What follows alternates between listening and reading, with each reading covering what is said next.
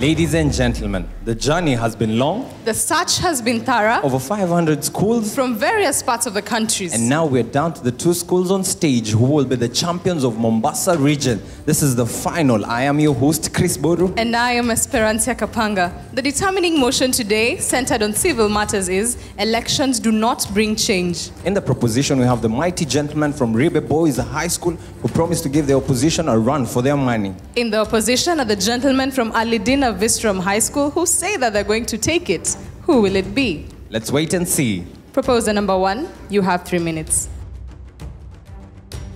Well, in regard to the universal understanding of the aim of elections, I believe the ultimate purpose of elections is to bring change in this country.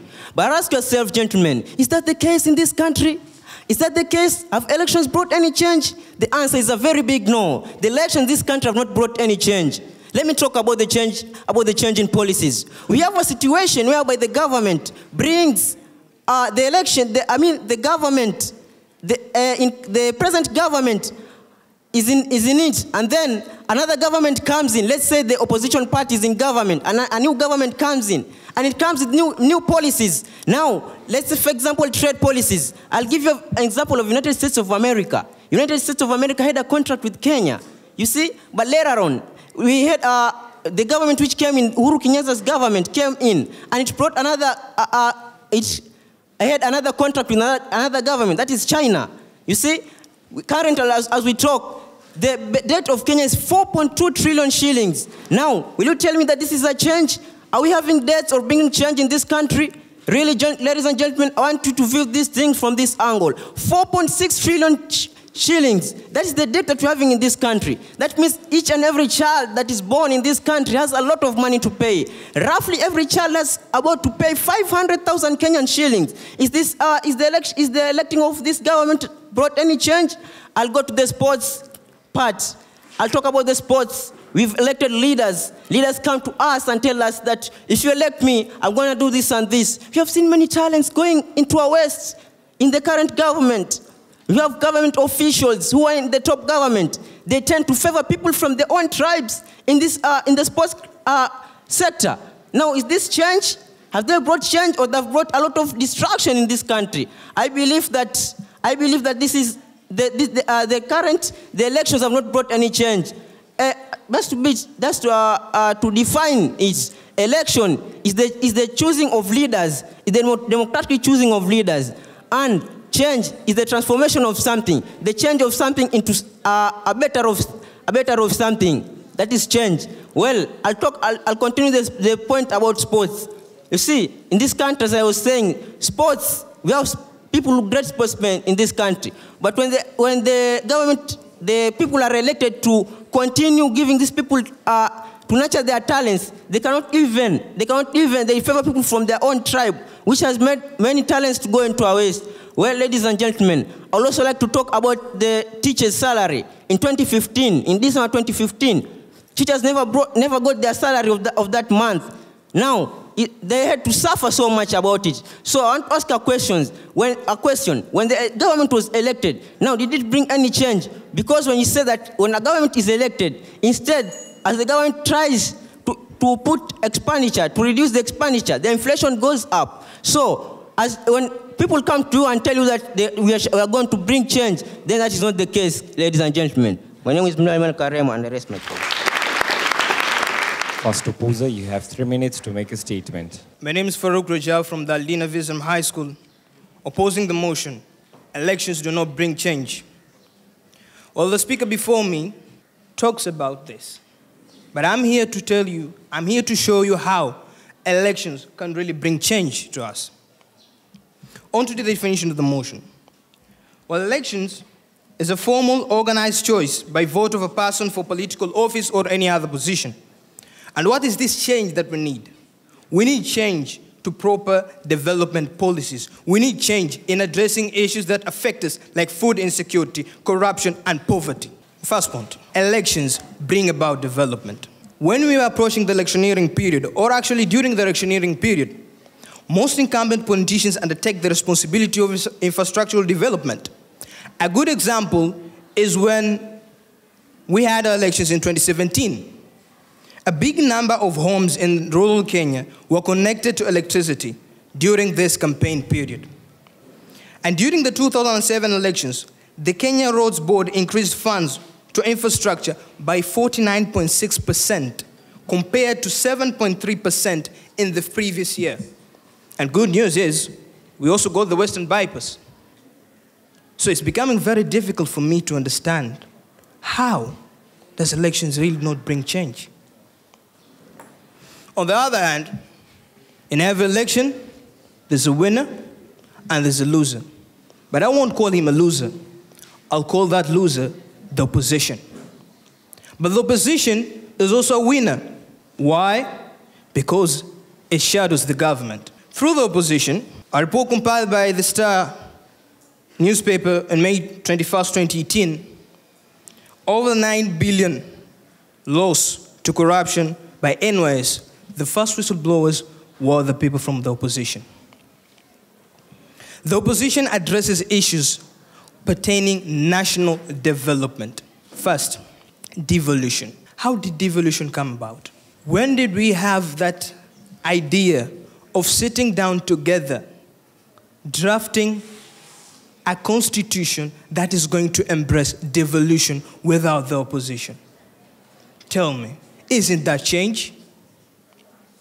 We had a push for better election reforms through the opposition. Isn't that change? And through demonstrations and opposition from people, from outstanding politicians, we had multi-party democracy. So it's becoming very difficult for me to understand how elections don't bring change. Thank you. Second proposer, you have 3 minutes for cross-examination. My name is John Chiwai from the Ribe Boys High School, proposing the motion that says elections do not bring change. Now, on to the first opposer. He said that the opposition party in a country tries to bring some sort of change because they have lost the election, but they act like an opium of change. But I'd like to tell him that, you know, look at the current situation in Kenya last year. The opposition, they only have a thirst for power. There's nothing else.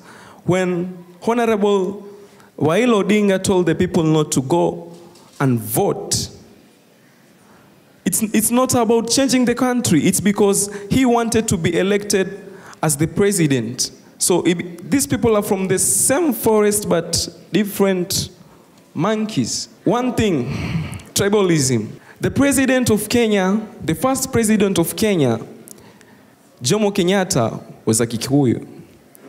Third president, the third president of Kenya, Uhuru Kenyatta, is a Kikuyu too. Now, don't we have different tribes to rule the country? It depends with the population of your tribe. It's not about the prospective leader. It's not about looking at the leaders with qualifications. No.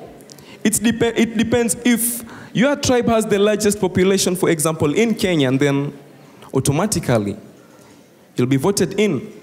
There are countries that do not conduct elections yet they are very successful. China.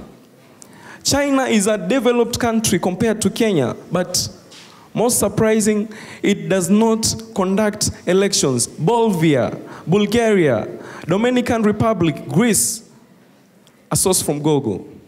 Now in Ukraine, shortly after the fall of the Soviet Union, elections were expected to bring democratization, but democracy never arrived in Ukraine. But Ukraine plunged into deep authoritarianism because there is fight for power, greed for power.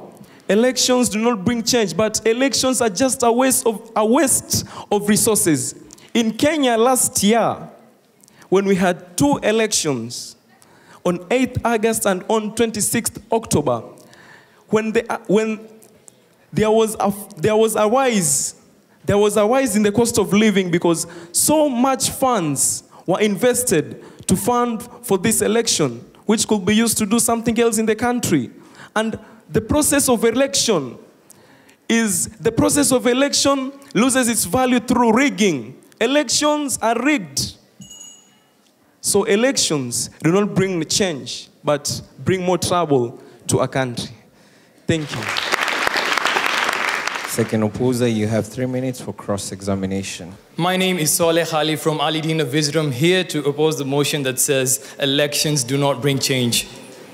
But before that, I would like to comment on what the first proposer talked of. You talked of our country being in debt, deep in debt. But don't you know this? We are in debt not because that we need the money, but the money we get, we use it to develop ourselves. Because we are lacking behind in development, we borrow the money for us to develop, and in the end, we pay. I have never seen. Look at Sri Lanka. Sri Lanka was unable to pay the debt. Their port was taken by China. You talked of sports bringing change. How many of us are interested in sports? What change will it bring? Will everyone be kicking footballs, swimming? The solution is elections, voting the right people. Now to the second proposer. You talked about Raila, His Right Honorable Raila Amolo Odinga. You said he has a thirst for power. Who told you he has a thirst for power? He didn't want to be re-elected. He wanted credible elections, which the country didn't want to give him. You also mentioned of China. China not doing elections. These are two different economies. China and Kenya, these are totally different economies. You also talked of Kenya rigged his elections. What proof do you have that the elections in Kenya were rigged? And yet we had observers who showed us that the elections were fair. Now on to my first point. What does election do? Elections empower citizens. It gives the power to the hand. Citizens can practice their democratic right of electing credible leaders who they want. If you disappoint the citizens, they have a right to dethrone you or throne a perfect candidate. Look at other governments. For example, monarchical governments. When will they ever elect a president? When will they elect a leader? In an example of a monarchical government, if a leader can never be chosen, it is hereditary from one father to his first son, and again and again and again. What if he is not fit for the job? What will you do then? Another point on elections, it ushers in new blood. Through an election, we can punish people. We can bring in new blood. Look at, for example, Zimbabwe. They dropped Robert Mugabe and brought him Emerson Mnangagwa. Look at South Africa. They brought in Cyril Ramaphosa from Jacob Zuma. All this is to bring new ideologies into the nation. Finally, elections offer employment. Take a country, Kenya. How many employees do we have from the IEBC? We have 339 employees who are permanent, and we also have clerks, presiding officers. We have many people who get employment from elections. Thank you.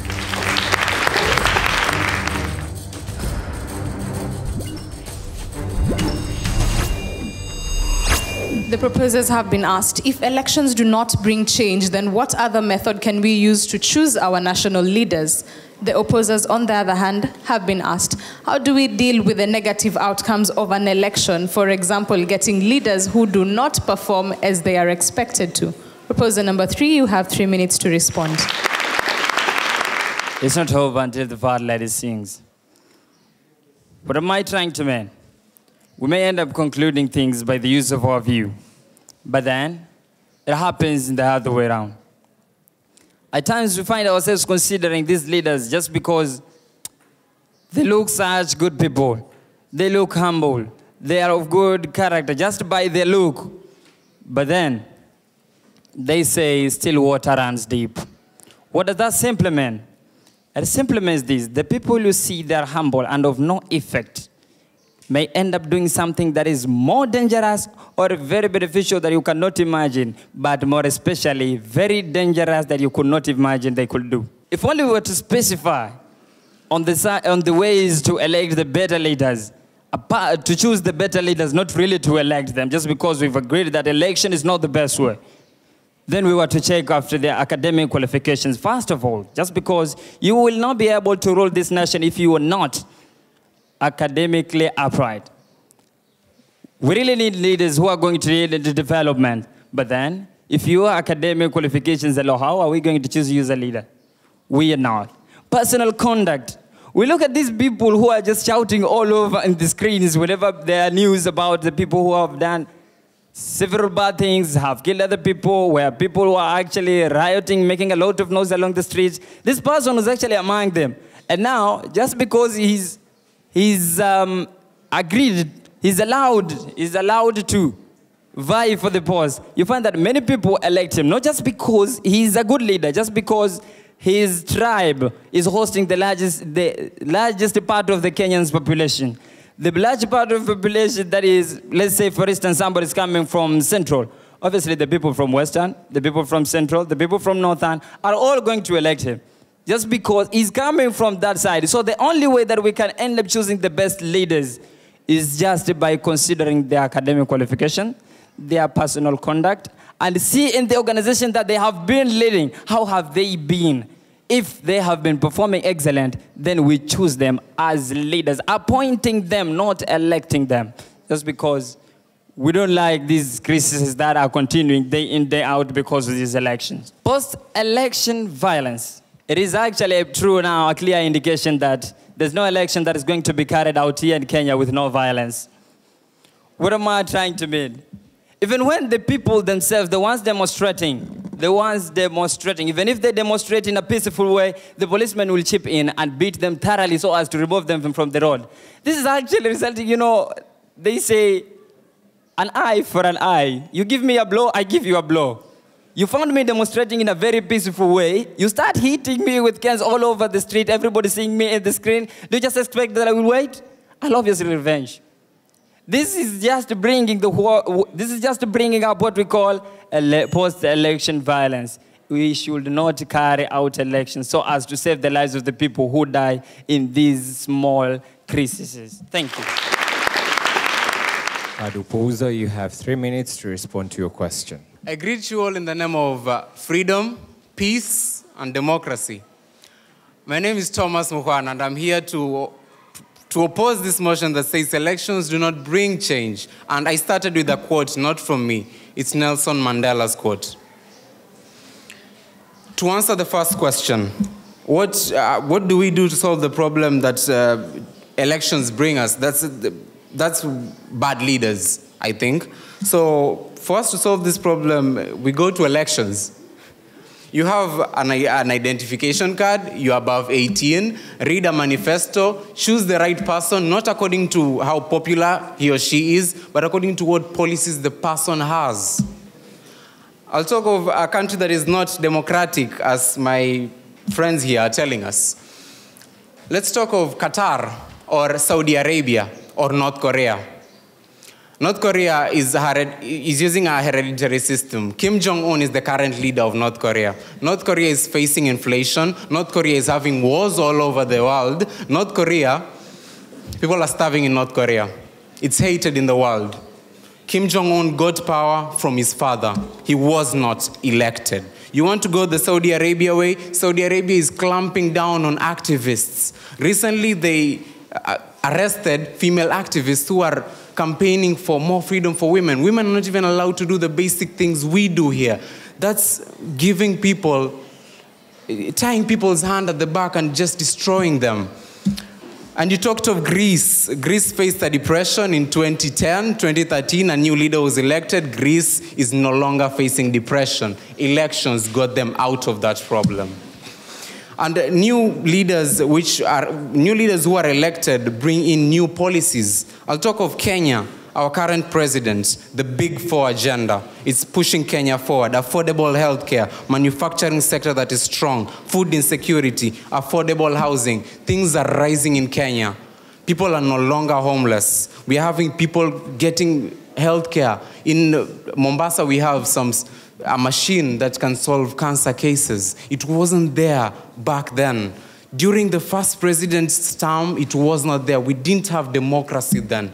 The current president came in, he was elected by the people, a fair win. Now we're having healthcare everywhere. The manufacturing sector is booming, and Kenya is secured as far as food is concerned. Regional blocs get the opportunity to step in. Let's talk of Kenya's elections in 2017, August. The EU stepped in Kenya. It quelled all those issues. Robert Godek, America's former ambassador to Kenya. He stepped in, brought leaders together, and now we have a country that is peaceful. In Gambia, in 2017, Yahya Jammeh was taken out of power. He was a dictator. The Gambia is taking more people outside its country through immigration. People are drowning in the Mediterranean, but the ECOWAS stepped in. It's a regional body. People are now housed in Gambia. Healthcare is rising. In the presidency of Adama Barrow, he was brought in after that. The health sector is booming. And I'll end with one thing. Macron is the president of France. It's rising. The sector there is rising. The economic sector is booming. He's 39. He was elected by the people. Greece is rising. Kenya is rising. I'll end with this. Whether you change the linen, stitch up wounds, cook food, or dispense medicine, it is in your hands to build the public service, worthy of all those who gave their lives for us to have a democracy. You have the power to vote the people you want. Elections are valuable in the world. We need better people. You have the choice in your hands. Thank you.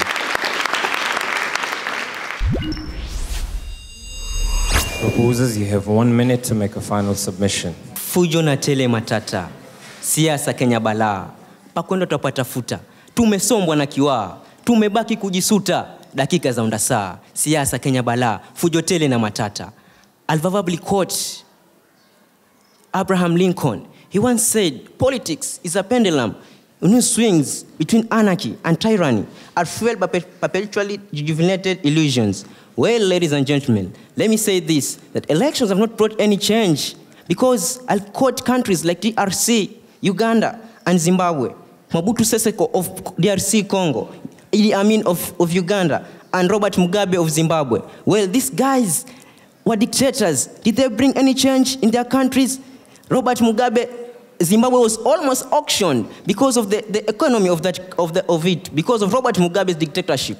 The country was almost auctioned. Now this is a way of telling that elections have brought change. Well, ladies and gentlemen, I'll stand with zeal and zest to support this. Motion that elections have not brought any change. Once again, I'm Leo Emmanuel Karema from the Ribe.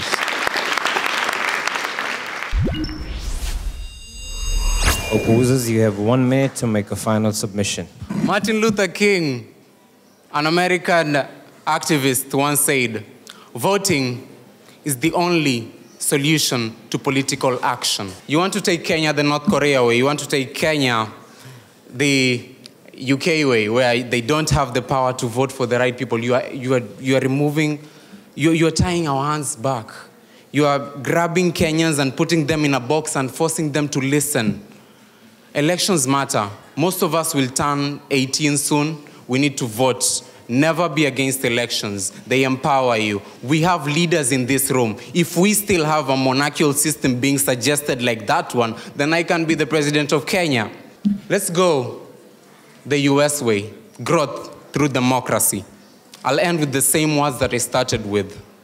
Democracy is the only way to have political action happen. Let's vote in the right people. Let's vote wisely. Let's have elections going on. Thank you.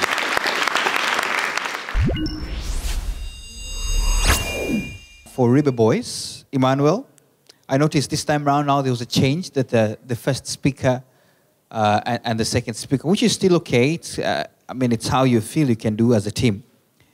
Emmanuel, you need to define the motion. Anytime you come, you need to define the motion, all right? Especially being the first one speaking amongst all the teams. The second one may take advantage of your definition and say probably a comment or a definition that you missed, okay? So it's important anytime you do that. You talked about the debt in Kenya, no facts though. You talked about sports and the sad reality, you did not give the facts as well. I feel like you were rushing, and probably it's because of the tempo, all right? Sometimes the finals can be something, so you were rushing. You're a good debater. By the bottom line, all of you are good debaters, all right? I'm just trying to point out some of the things that could have helped you out. You were rushing, and so we couldn't even hear the last statements, including your name as you ended. I even had the audience ask, because we couldn't hear what you were saying, all right? So sometimes, I know the tempo sometimes can come too fast, but you want to work on it, all right? And be slower at times. John, well done. I think at one point you made a statement. Notice I'm just giving the submissions because I said you're good debaters, just what I think you should have worked on. You made a statement that about forest and monkeys. I think you meant Same forest, different monkeys. Not the opposite of what you said, is it? I remember that. The tribal point, it was okay, but I think you needed it to relate it to the change that we see, all right? Because at some point now, it did not bring in the element of elections. It brought in the element of a such particular tribe, okay? So you want to relate to the elections and change that we see, so that you're not ended up branded as somebody who is accused in a particular tribe, okay? Good cross-examination, though. I mean, the submissions you give about the expense it comes with elections and rigging and the likes. Expound more on existing facts. We have had places where claims have been made about rigging. Dennis, good answer plus the examples, especially the post-election violence and all. Well done. Allidina Visram. Farouk, you came out as a composed speaker, exuded a lot of confidence, a good understanding of the motion. Again, even the definition took us through what you actually want to convince us on. Swale, good rebuttal. However, should have expounded on the example of, for instance, you talked of China. We needed to get the in-depth to that. Again, good submissions of elections, bringing in new individuals with new ideologies, creating jobs. Maybe you would also have done better to tell us how jobs are created during an electioneering period. Give us examples. Statistics are there. We had so many presiding officers. We had so many. There was a team. You know, all that, you can easily get it again. It helps in building your argument, like we've said before. Thomas, you came out again as a quite knowledgeable speaker, and you're able to tie well your argument with the motion in question. The contrast also came out very well, where you compared countries that just appoint their leaders, like the Northern Korea and Saudi Arabia. Again, you contrasted it well with areas where we have people choosing the leaders that they want. And I think your closing remark was also outstanding, where you implied that changes, we can bring the change, the power to bring change lies within the voters. Again, that was good.